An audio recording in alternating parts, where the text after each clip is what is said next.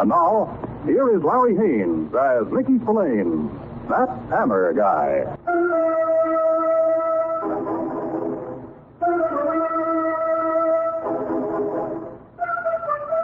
You don't get it. You can't understand it at all. You walk into Pat Chambers' office at Homicide, and the sight you see brings you up short with your jaw bouncing off the floor in amazement. For the love of Pete, close your mouth. What's the stare at? What's to stare at? You've read that Captain Pat Chambers was reassigned for special temporary duty with the Crime Commission, but you didn't know it had come to this.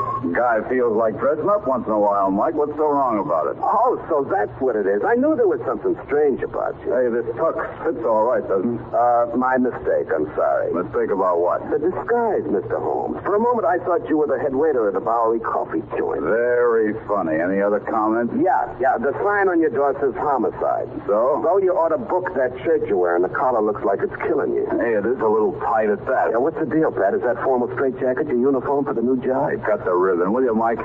I'm going to help the commission break up Barney Miller's syndicate if I have to wear this monkey suit to his funeral. I'll buy you a drink on that. Not tonight. I got a date with someone who's very interested in my future. And hers. Hey, cut that. You really sound serious. Serious enough to start making plans. Pat, you're kidding. Am I? Listen, Mike, you know Sergeant Ryan out there at the desk? You see the way he looks? How can I miss him? He's as well fed as a prize turkey the week before Christmas. Well, he's got a wife who can cook and 4 kids and a nice little house in the suburbs. Now, look, Pat, that's all right for guys like Sergeant Ryan. What's wrong with a deal like that for guys like me? Same thing as with me. We know dames too well, Pat. We know how the odds are rigged. Some of them are different. Look, I know you don't want to bet on that. I'll bet on Marie. I don't make sure bets with friends. You know all the answers. When it comes to dames, yeah. You know, for the first time, I'm feeling sorry for you. All right, so hold me a benefit. Tell you what I will do. Mm-hmm. I'm meeting Marie at 10. You join us. I want you to see how right I am. No, thanks. But when you find out, old friend, how right I am, give me a buzz. And we'll have a good laugh over this.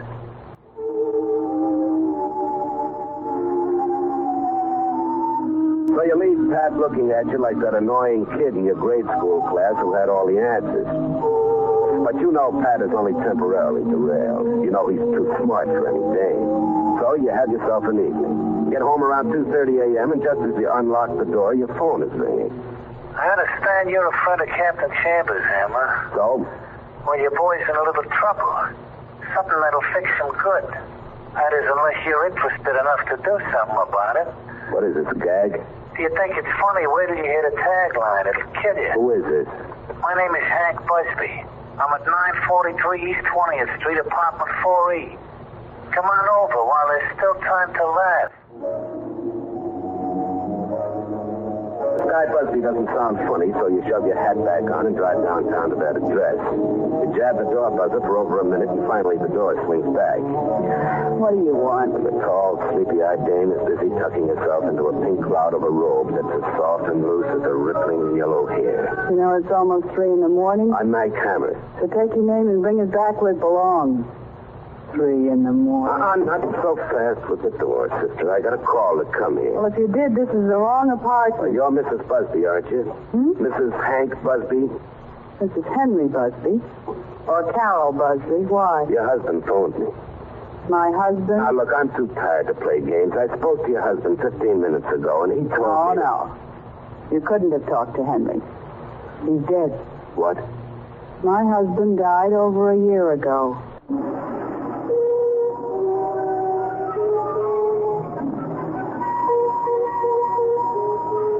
He slams the door in your face. You stand there looking at it blankly till the shock of embarrassment wears off. You feel like an April Fool prankster suddenly told it's the middle of summer. You go back to your place, flop in the bed, and switch off the light. But this isn't the night you're going to get any sleep.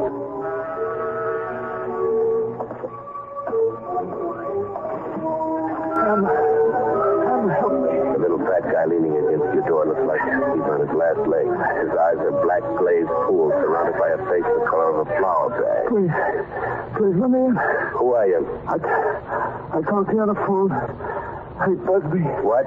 Please let me in. Not before I find out whether this is another gag. No gag.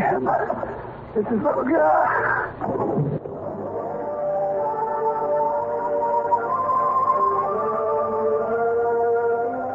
He takes a step, but before your hands touch him, he crumpled like an unstarched shirt. You look him over. No marks of violence. No sign of a gun or knife wound. And he doesn't have the color of a guy who's been given a lethal Mickey. You can't put any of it together. Especially that part he told you over the phone about Pat Chambers being in a jam. You go through his pocket.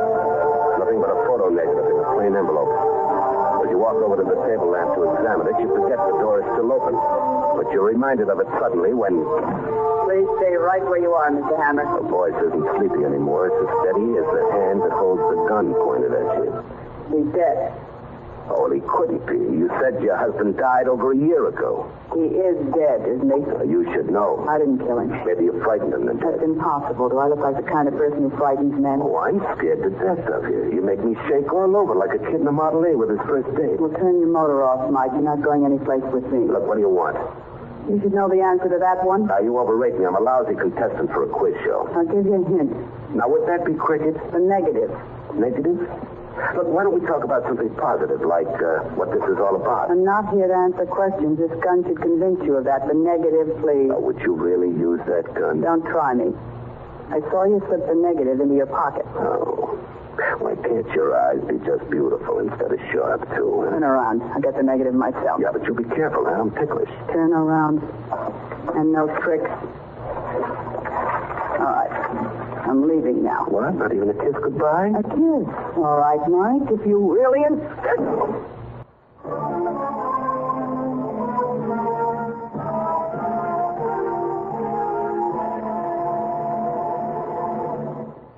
In just a moment, we'll return to That Hammer Guy.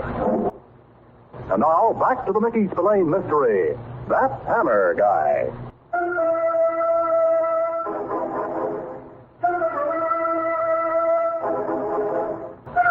When you come to and drag yourself up off the floor, the clock leaves 5:30 at you. You feel as gray and sour as the morning light that's seeping in through the windows. Busby is still on the floor near the door. His company you can do without. So you spin the phone to dial Pat Chambers' home number. A fine time of the night you picked to call me. Al, believe me, Pat, it's not a social call. If you'll hang up real fast, I'll forget the whole thing. It's been a tough night, Pat. My head. Look, I'm not with the AA. Okay, but I'm with a corpse. Huh? Yeah, he's right here in my apartment, a guy named Hank Busby. Some guys see pink elephants. Now, this is no gag, Pat. Get over here right away. Okay, I'm on my way. And believe me, Mike, it better not be a gag.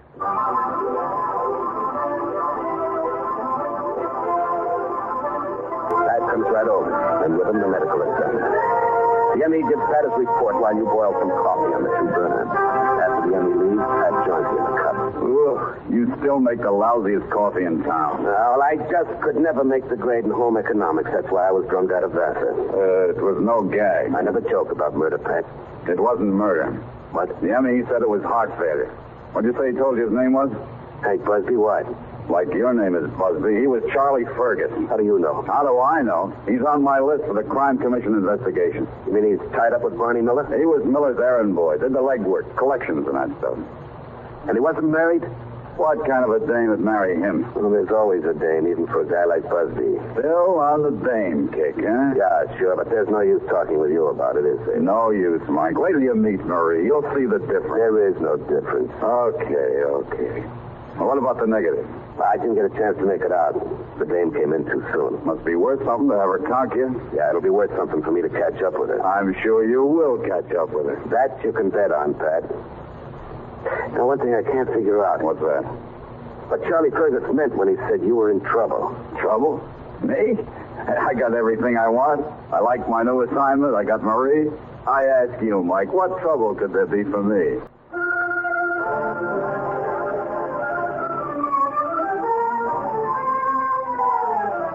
You can't figure out the trouble either.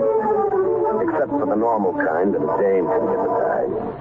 Well, after Pat leaves, you change your clothes and go to that apartment on East 20th Street. You find out that Charlie Fergus rented it 2 weeks ago, but that's all you'll find out.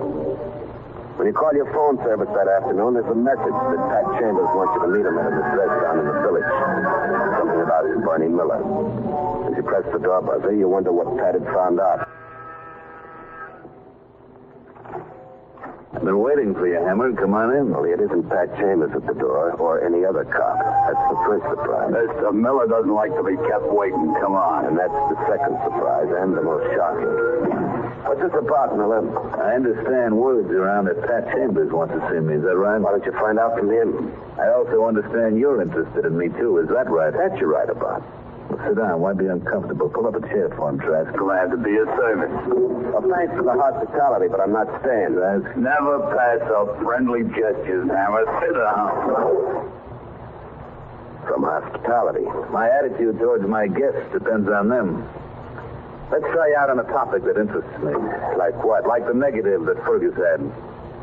Now, why should a lousy negative make you go through all this trouble? No trouble at all. At least not for me. Where is it now? I don't know. You believe this guy, Trask? Do you? Show him what we think of dishonest people. With pleasure. Change your mind, Hammer? I don't find this type of conversation very pleasant. Weak stomach, you know. Yeah, I'm sure. Let's try another topic, like why Fergus wanted you to act as a contact between him and your pal Chambers. He died before I could find out. Too bad. Yeah, you're all broken up, aren't you? Too bad for you. Unless you decide to talk. I don't know what to talk about. All right, Trask, help the poor guy out. Okay, anything you say.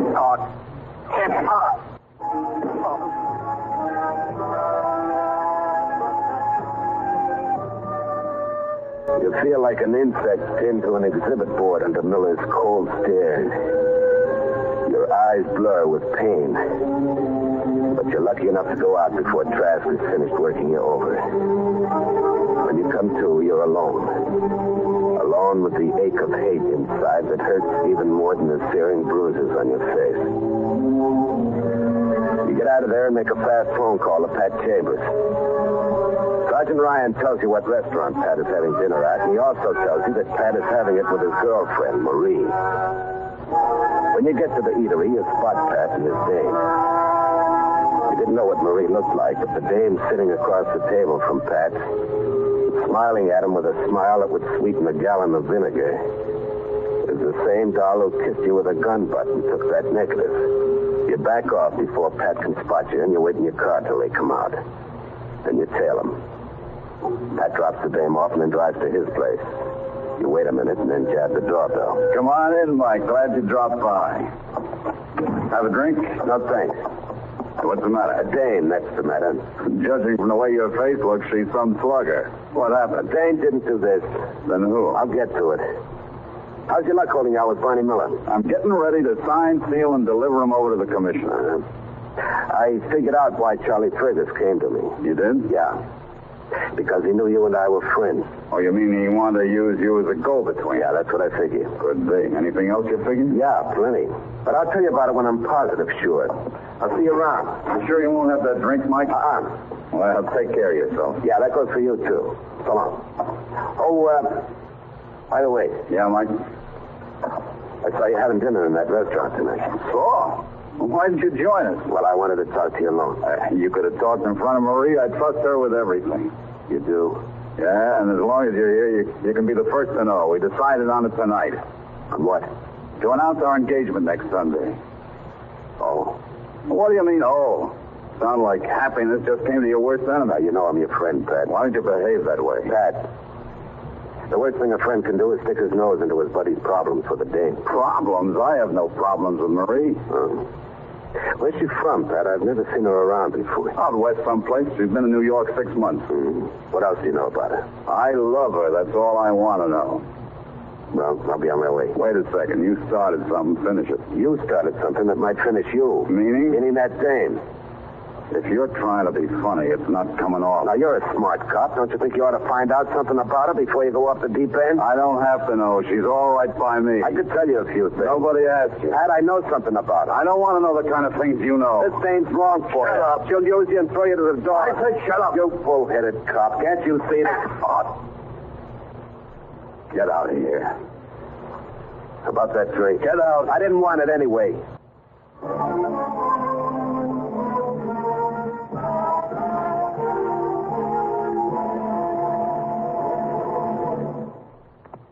In just a moment, we'll return to That Hammer Guy.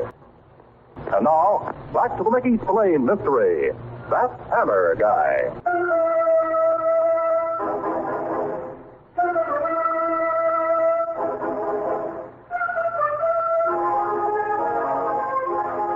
That slow leaves a mark deep inside you that nothing can rub off. And why? Because of the dame. A dame who stops at nothing, even if she has to use a gun to get what she wants. And because of her, a straight down the line cop like Pat Chambers starts running in circles. Because of her, your only real friend turns on you. Nothing could bring you to hit Pat back. But nothing's going to stop you from getting down to the truth about the dame that's the cause of it all. You're just about to go into her building when something makes you pull back and wait. You wait, all right. Just long enough to watch a guy come out of that apartment house. A guy named Barney Miller.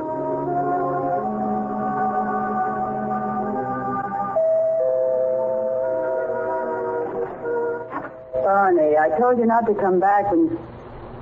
Sorry to disappoint you. You must have the wrong apartment. Now, the only thing wrong about this apartment is you. And I'm here to set you right. But don't try to close the door on me. If you don't leave, I'll call the police. Yeah, somebody like Pat Chambers, but you'd better call him fast before they rip the badge off his uniform. I don't know what you're talking about. Well, they come in and explain. It's very late. Yeah, for you. Oh, Mr. Hammer, come in. Well, what have you got to explain? Suppose you start. Things aren't the way you think they are. Oh, you're not at all convincing, particularly without a gun in your hands. If you give me a day or two, you won't need any explanation. Well, the time you're going to get will be a lot longer than that. What are you going to do? Pat Chambers is still a cop with a sharp sense of duty. I wouldn't want to watch his face when he makes the arrest. What arrest? You? No. You can't do that. I can do a lot of things when it comes to blackmail. You can't do it. You don't understand. Why not? Please. You're touching me. It's too much to ask for a little more time. I can't afford it. I've been through too much. Look, I don't mind a dame holding a gun on me like you did last night, but when she turns out to be a cheap little blackmailer that's gone for a guy like Pat Chambers, it's too much. Not what you think it is. You might have convinced me before your friend Barney Miller had his boy use my face for a punching bag. But it took a right cross from Pat to knock some sense into me. He hit you? He's your friend. It's just a one-way street right now. I'm his friend. Well, I know you won't believe me, but I'm sorry. Yeah, you're going to be even sorrier unless you talk. It's about time I get repaid for my trouble. If I tell you now, it'll spoil everything. I don't care what it spoils. Why did you want that negative? Pat, nothing new. Why not? Promise not to tell him, please. I'm not making any bargains with you. You were desperate enough to kill to get that negative. Why? To help Pat? You got your names mixed up. You mean to help Barney Miller? To help him stop Pat Chambers from breaking his syndicate. You don't have to have a Phi Beta Kappa key to figure that one out. Miller was using you to get inside information, wasn't he? Well, wasn't he? Well, I can't deny that. You bet you can't. But it didn't turn out that way at all. Now, if you'll only listen... I got funny ears. They'll only hear the truth. It's true that Barney Miller was using me to hurt Pat. He wants to stop the investigation, and he hired me to get friendly with Pat so he could set it up. Set what up? Pat's finish. That negative was a picture of Pat kissing me. He's going to release it to the papers. Pat said you were engaged. How could the story hurt him? I see you don't know as much about me as you think. Well, you can throw me in. What's the difference now? You know I'm from the West Coast, all right. And it won't take you long to find out I've spent half my life in jail out there. I'm an ex-convict. What? Well, that was the plan. It's what Barney was paying me for. Oh. After that picture in your record was published, Pat couldn't be a cop in a Keystone Common. Something went wrong. I fell in love with Pat. Sure. Really. I had to get that negative by any means possible to keep him from hurting me. Even if I believed you, a dead punk named Charlie Fergus would call you a liar from his grave. Try explaining that. He took the picture, and then he decided to double-cross Barney. Yeah, to sell a negative to the highest bidder. Barney's men were out hunting him down. But you got the negative first. I had to. So what's next? Nothing's next. Things will go on just like Pat and I planned. He's a cop. What do you think will happen to him when he finds out he married an ex-con? He never has to know. He'll find out someday. What then? Why don't you leave me alone? Forget about him. Do him the big favor, huh? Let us alone, and we'll make out all right. You got no more chance than a snowball in an incinerator. Please don't interfere. No dice. I've never begged them. No dice. told you the truth. Don't you believe me? Doesn't make any difference what I believe. The way things are, some things can be, some can't. All right, where's that negative? This is my one hope, my one chance. Where's the negative? Pat's the one man I'm You'll really... get over it. You know, I'll tell you something. I believe you do love him. Prove it to me now. The negative is in a public locker at the bus station. Okay, suppose we get it. Fun. Yeah. Suppose all three of us go down and get that negative.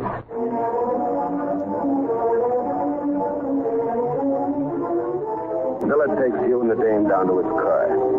He has her drive, and he sits in the back seat with the nose of his revolver pressed cold against your neck. Lucky for me, Trask was watching the house. I would have hated missing you, Hammer. I could live without this conversation, Miller. Very funny. I bet you're wondering whether you can live with it.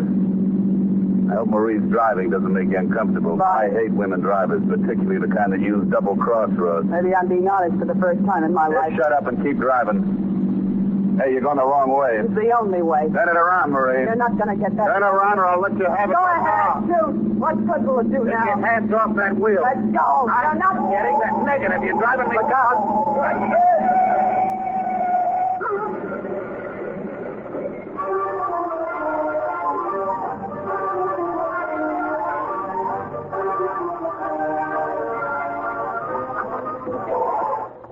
Marie. Leave me alone. I wanted to die. Come here, I'll help you out. Go on. You've helped enough. Miller's dead. I gotta get you out of here. Barney's dead. Yeah. And so's your past, if you want it that way. I owe you a big favor. Anything you want. Any help you ask. Anything? Just name it. And help me get out of this town. Help me do that. As quickly as you can.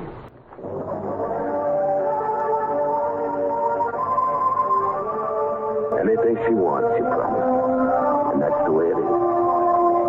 You get the bags from her apartment, and then you take her out to the airport and wait there with her till the plane's ready. Look, it doesn't have to be this way, Marie.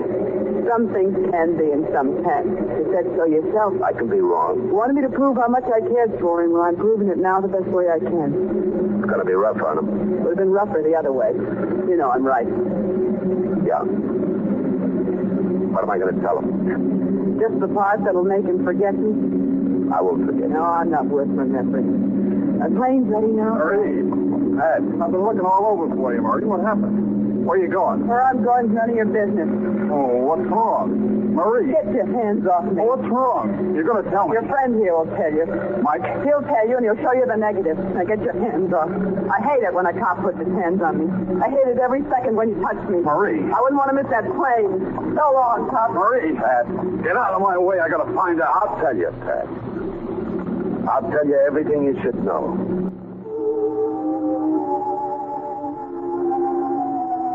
You go outside with Pat. And as Marie's plane melts into the sky, you tell him only what he should know. Only what Marie wanted him to know. It takes him an agonizingly long time before he can say anything. And when he does, the sickness inside you makes you choke. I should have listened to you right at the start, Mike. You've always known about dames. You've always known about dames. Yeah, sure. What you found out you don't know about dames would fill a book.